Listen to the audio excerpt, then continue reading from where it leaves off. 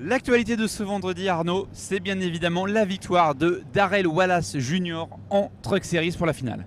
Et quelle victoire, hein, une fin de course absolument incroyable. Darrell Wallace Jr. à la lutte avec son patron Kyle Busch, mais aussi avec Kyle Larson, Ryan Blaney, 3 trucks de front. Bref, une épreuve à l'image de cette saison de Truck Series très spectaculaire. Mais ce qu'on retiendra bien sûr de cette course, c'est le titre de Matt Crafton. Matt Crafton qui devient le premier pilote à faire le back-to-back, à remporter 2 titres consécutifs dans la 3e division de la NASCAR. Autre grosse actualité de ce vendredi, c'était la séance de qualification de la NASCAR Sprint Cup et la pole position de Jeff Gordon. Jeff Gordon qui signe la 200e pole position pour la Hendrick Motorsports, qui devient la première écurie à atteindre ce chiffre.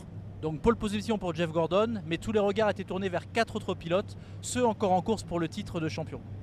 Et bien évidemment, le moins bien classé des 4, Ryan Newman, seulement 21e, sorti dès la 2e partie des qualifications. Voilà, une petite séance sans pour celui qu'on surnomme Rocketman, mais quand on lui pose la question, il n'est pas inquiet.